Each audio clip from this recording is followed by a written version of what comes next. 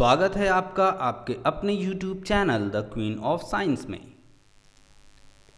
तो आज हम लोग क्लास 12th मैथमेटिक्स में चैप्टर नंबर 4 डिस्कस कर रहे हैं और इस चैप्टर नंबर 4 में जो टॉपिक आज हम लोग डिस्कस करने जा रहे हैं वो है एरिया ऑफ ट्रायंगल।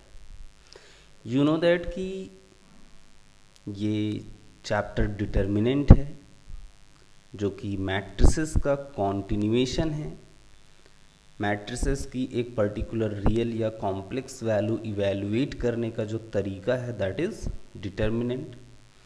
और हमने अपनी प्रीवियस वीडियोस में डिटर्मिनेंट को इवैल्यूएट करना, डिटर्मिनेंट को उसकी प्रॉपर्टीज़ अप्लाई करते हुए कैलकुलेट करना, ये सब कुछ सीख लिया था। ठीक है, तो आज हम लोग with the help of determinant किसी ट्रायंगल का एरिया से कैलकुलेट होता है। किन्हीं 3 पॉइंट्स को हम कोलिनियर कैसे प्रूफ करेंगे या किन्हीं 2 पॉइंट्स के थ्रू बनने वाली एक लाइन की इक्वेशन कैसे कैलकुलेट करेंगे, ये 3 चीज़ें सीखेंगे। ठीक है, तो सबसे पहले हम बात करते हैं ट्रायंगल के एरिया की। थोड़ा बहुत आपको याद होगा क्लास 10th का, वहाँ पे एक चैप्टर था आपका कोऑर्डिनेट ज्योमेट्री करके, और उस कोऑर्डिनेट ज्योमेट्री वाले चैप्टर में एक टॉपिक था एरिया ऑफ ट्रायंगल का। और उस एरिया ऑफ ट्रायंगल में हमें ट्रायंगल के कोऑर्डिनेट्स दिए होते थे और उन कोऑर्डिनेट्स में x1 y1 x2 y2 x3 y3 था। और फिर हम एक फॉर्मूला अप्लाई करते थे, हाफ ब्रैकेट में x1 मल्टीप्लाई में y2 minus y3 plus x2 then y3 minus y1 then x3 y1 minus y2। ठीक है, ये फॉर्मूला वहाँ पे था। यहाँ पे हम इन्हीं कोऑर्डिनेट्स को यूज करते हुए डिटर्मिनेंट की हेल्प से ट्रायंगल का एरिया कैलकुलेट करेंगे। जिसके लिए कि आपको करना क्या रहेगा, देखिए आपको एरिया ऑफ ट्रायंगल कैलकुलेट करना है और वर्टिसेस हैं x1 y1 x2 y2 x3 y3। ठीक है, तो पहले हम हाफ लगा दिया हमने यहाँ पे x1 y1 x2 y2 x3 y3, ये हो गई फर्स्ट कॉलम, ये हो गई सेकंड कॉलम। लेकिन जो डिटर्मिनेंट होता है वो हमारा ऑर्डर स्क्वायर मैट्रिसेस के लिए पॉसिबल होता है। अगर हम सिर्फ इन दोनों कॉलम्स पे कंसंट्रेट करेंगे तो ये एक स्क्वायर मैट्रिक्स नहीं है, क्योंकि यहाँ पे कॉलम्स 2 हैं लेकिन रोज़ कितनी हैं, 3। तो कॉलम्स भी 3 होने चाहिए। तो थर्ड कॉलम में हम क्या करेंगे, 1 1 1 लिख देंगे। ये एक रूल है आपका। ठीक है, इस अकॉर्डिंग आप सॉल्व करेंगे। अब बाकी आप डिटर्मिनेंट को सॉल्व करना जानते हैं तो आपको ट्रायंगल का एरिया पता चल जाएगा। क्लियर है। अब यहाँ पे हमारे पास ध्यान देने वाली बात ये है कि जो एरिया है वो हमेशा एक पॉजिटिव क्वांटिटी होती है, ये आप अच्छे से जानते हैं। Area will be always positive, कभी भी किसी चीज़ का एरिया निगेटिव नहीं हो सकता है।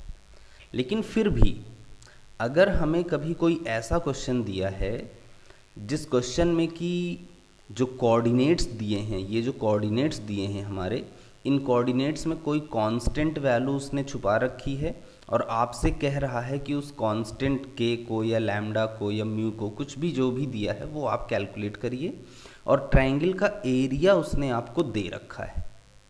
उस केस में हम क्या करते हैं कि जो ट्रायंगल का एरिया दिया है, बस जैसे मान लीजिए ट्रायंगल का एरिया उसने दे दिया 10 स्क्वायर यूनिट, तो हम उस 10 स्क्वायर यूनिट को प्लस माइनस 10 स्क्वायर यूनिट करके यूज करेंगे।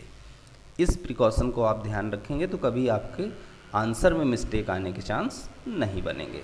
ठीक है, एंड आपको क्लास 10th से ही याद होगा ये चीज़ कि जब हम ट्रायंगल का एरिया कैलकुलेट किए थे तो वहाँ पे जब ये प्रूफ करने को आया था कि इन तीनों पॉइंट्स को कोलिनियर प्रूफ कर दीजिए, तो हमें क्या दिखाना था कि अगर हम ट्रायंगल के एरिया को 0 के इक्वल दिखा देते हैं then the all 3 points are collinear.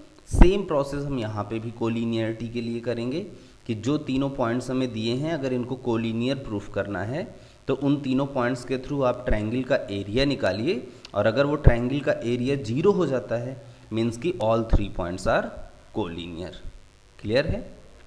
और अगर बाय द वे क्वेश्चन में ये चीज़ कहता है कि दीज 3 पॉइंट्स आर कोलिनियर और वहाँ पे कोई कांस्टेंट कैलकुलेट कराता है, तो आप इस तरीके का फॉर्मूला अप्लाई करिए ट्रायंगल के एरिया का और इस चीज़ को इक्वल कर दीजिए कितने के, 0 के, क्योंकि पॉइंट्स कोलिनियर होने का मतलब वैल्यू इक्वल्स टू होनी चाहिए 0 के।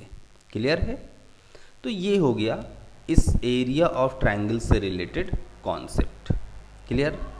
अब आप इससे रिलेटेड क्वेश्चंस देखिए, जैसे कि हमारे पास फर्स्ट क्वेश्चन है कि find area of triangle with vertices at the point given in each of the following. ठीक है, पहला हमारे पास है 1 0 6 0 4 3, दूसरा है 2 7 1 1 10 8, एंड लास्ट है हमारे पास -2 -3 3 2 -1 -8। तो ये हमारे पास 3 पॉइंट्स हैं अलग अलग 3 ट्रायंगल्स के, और हमें क्या करना है, एरिया कैलकुलेट करना है। तो area of triangle is equals to half, हमने यहाँ पे कौन सा पार्ट अटेम्प्ट किया, सेकेंड वाला part, third, first and third ये आपके लिए मैं छोड़ रहा हूँ, आप इसको करेंगे ट्राई, आपको भी क्लियर हो जाएगा कि हाँ आपको ये कॉन्सेप्ट समझ में आया कि नहीं। Area of triangle is equals to half, determinant लगा करके पहले हमने लिखा 2 7 देन 1 1 देन 10 8 और फिर थर्ड कॉलम में 1 1 1 कर दिया। ठीक है, इवैल्यूएट करना मैं जानता हूँ आपको आता होगा, एक बार मैं हल्का सा रिवाइज करवा देता हूँ उसको। ये हो गया हाफ। अब यहाँ पे हमने फर्स्ट रो के थ्रू इवैल्यूएट कर रहे हैं, तो सबसे पहले यहाँ पे 2 लिखेंगे, तो ये फर्स्ट रो और फर्स्ट कॉलम बंद हो जाएगा, जो बचा 1 का 1 से मल्टीप्लाई 1 माइनस 1 का 8 से मल्टीप्लाई 8। फिर फर्स्ट रो का सेकेंड एलिमेंट 7 और सेकेंड एलिमेंट की साइन जो है वो निगेटिव होता है, तो -7 हो गया यहाँ पे।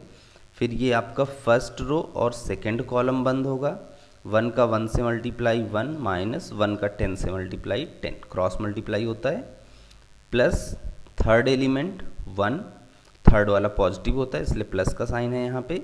उसके बाद फिर फर्स्ट रो थर्ड कॉलम बंद करेंगे, 1 का 8 से मल्टीप्लाई 8 माइनस 1 का 10 से मल्टीप्लाई 10। बाकी अब आप इवैल्यूएट कर लीजिए, इवैल्यूएट करने पे आपका कितना आ रहा है 47/2 स्क्वायर यूनिट। क्योंकि ये वैल्यू ऑलवेज पॉजिटिव आई है इसलिए हमें यहाँ पे कुछ भी और एक्स्ट्रा करने की ज़रूरत नहीं है। बट अगर ये वैल्यू आपकी निगेटिव आई होती, माइनस में होती, तो हम इसको लिख देते कि area never be negative, that's why इसको हम पॉजिटिव में आंसर देते। Clear? Now come to our next question. अगला क्वेश्चन देखिए आप। नेक्स्ट क्वेश्चन है हमारा कि show that points A B C are collinear. मैंने अभी आपसे स्टार्टिंग में कॉन्सेप्ट के टाइम पे बात की थी कि अगर हमें किन्हीं तीनों पॉइंट्स को कोलिनियर शो करना है, तो जैसे एरिया ऑफ ट्रायंगल कैलकुलेट कर रहे हैं हम वैसे ही एरिया ऑफ ट्रायंगल कैलकुलेट करेंगे, और अगर वो 0 आ गया तो हम कह देंगे कि now these points are collinear. अगर किन्हीं 3 पॉइंट्स के थ्रू ट्रायंगल का एरिया 0 आता है then points are collinear. Okay, concept याद रखिएगा। To show A B C collinear, what we have to show here, area of triangle formed by the point A, B and C is 0। तो जैसे area of triangle का लिए लगना है वैसे लगाएंगे। Area of triangle is equals to half A B plus C, B C plus A, then C A plus B, first column second column हो गया, नाउ थर्ड कॉलम 1 1 1। ओके, वैसे भी आप जानते हैं कि जो डिटर्मिनेंट की हमने जितनी सारी भी प्रॉपर्टीज़ पढ़ी हैं वहाँ से हमें इतना आइडिया हो गया है कि कैसे हम किसी डिटर्मिनेंट को with the help of property 0 करते हैं। जैसे मान लीजिए अगर किसी एक रो या किसी एक कॉलम के सारे एलिमेंट्स 0 हो जाएं तो वो पूरा का पूरा आपका डिटर्मिनेंट क्या हो जाता है, 0 हो जाता है। कोई 2 रो या कोई 2 कॉलम आइडेंटिकल हो जाएं तो भी वो पूरा का पूरा क्या हो जाता है, जीरो हो जाता है। या डायगनल के सारे एलिमेंट्स जीरो हो जाएं तो भी उसकी वैल्यू कितनी हो जाती है, जीरो हो जाती है। ठीक है, अब आप यहाँ पे देखिए, फर्स्ट कॉलम में ए बी सी है, सेकंड कॉलम में B plus C plus A plus B है। अब जैसे यहाँ पे ए है तो ये बी और सी है, यहाँ पे बी है तो ये सी ए है, यहाँ पे सी है तो ये ए बी है। तो यहाँ पे एक हमें आइडिया लग रहा है कि अगर हम इन दोनों कॉलम्स को ऐड कर देते हैं तो हमें तीनों जगह पे a प्लस बी प्लस सी मिल जाएगा।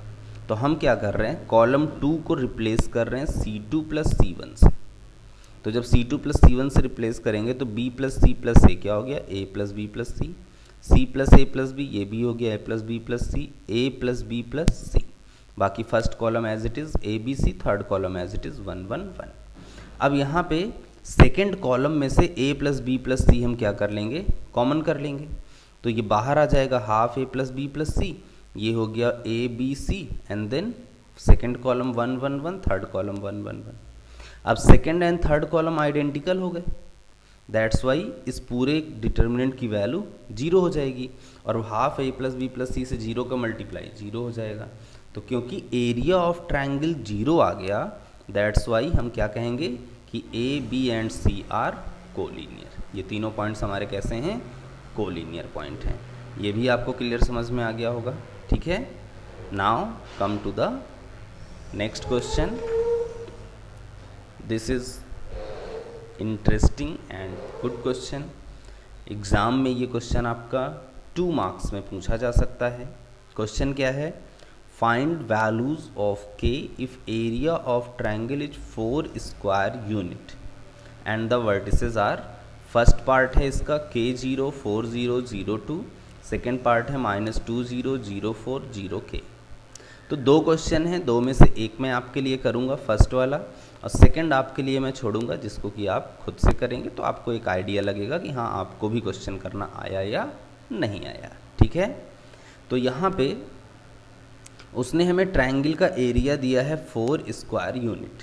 मैंने आपको कॉन्सेप्ट के टाइम पे बताया था कि अगर क्वेश्चन में खुद से एरिया दे दिया जाएगा और आपको कोई अननोन वैल्यू छुपा करके उस अननोन वैल्यू को कैलकुलेट करने के लिए कहेगा तो आप क्या करेंगे, एरिया को प्लस और माइनस दोनों साइन के साथ लेंगे, एक साइन के साथ नहीं लेंगे, दोनों साइन यूज करेंगे, प्लस भी और माइनस भी। ठीक है, तो यहाँ पे ये हो जाएगा हमारे पास हाफ, पूरे जैसे ट्रायंगल के एरिया का फॉर्मूला लगता है वैसे लगाएंगे, हाफ डिटर्मिनेंट लगाया, पहले k0 फिर 4 0 फिर 0 2 और उसके बाद फिर यहाँ पे third column 1 1 1 and this is equals to, ये ट्रायंगल का एरिया हो गया और क्वेश्चन में एरिया दिया है 4 square unit, so this is equals to plus minus 4।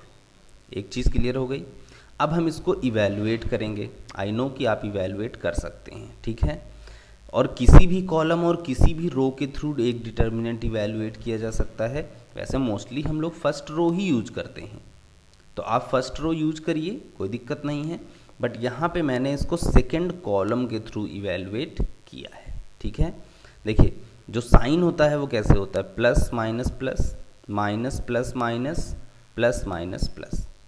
तो जब हम सेकंड कॉलम के थ्रू इवैल्यूएट करेंगे, और किया क्यों सेकंड कॉलम के थ्रू इवैल्यूएट, क्योंकि सेकंड कॉलम में दो एलिमेंट्स जीरो हैं, तो वो जो दो एलिमेंट्स जीरो हैं उनके थ्रू तो इवैल्यूएट होगा ही नहीं, सिर्फ तीसरे एलिमेंट के थ्रू इवैल्यूएट होगा और तीसरे एलिमेंट का साइन निगेटिव है। तो सबसे पहले हो गया हाफ और तीसरे एलिमेंट का साइन निगेटिव, इसलिए हमने इसको लिखा -2। अब ये तुम्हारे पास क्या होगा, सेकेंड कॉलम और थर्ड रो बंद हो जाएगा, तो बचा k4 1 1, k का 1 से मल्टीप्लाई k माइनस 1 का 4 से multiply 4 is equals to plus minus 4, 2 से 2 cancel, minus k minus 4 equals to plus minus 4। अब इस माइनस साइन से मल्टीप्लाई हो जाएगा, तो ये माइनस है तो ये माइनस प्लस हो जाएगा।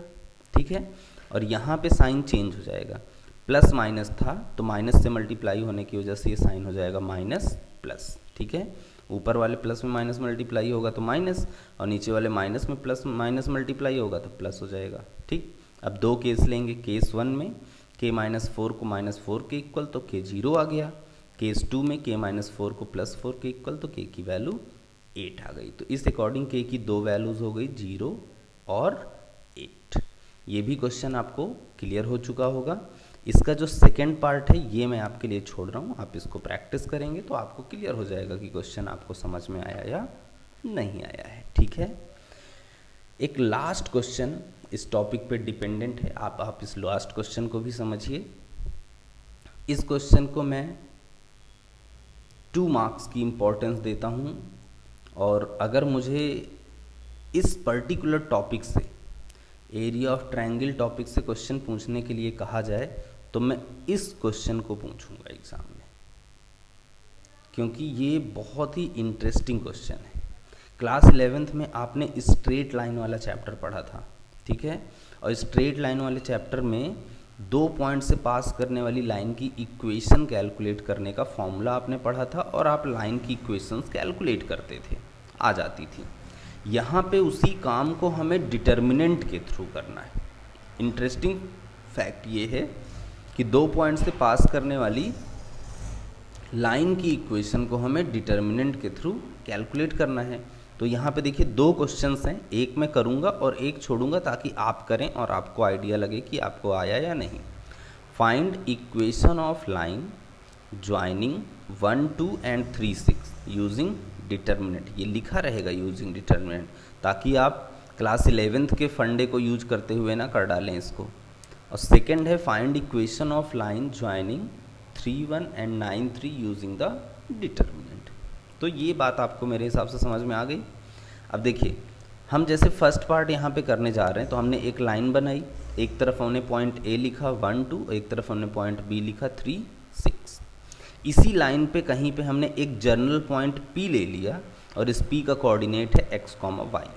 क्योंकि लाइन है तो 2 डायमेंशनल बॉडी हो गई, और 2 डायमेंशनल बॉडी है तो इसके पास जो कोऑर्डिनेट होगा वो x, y का होगा, क्योंकि हमें x और y के टर्म्स में लाइन की इक्वेशन मिलेगी।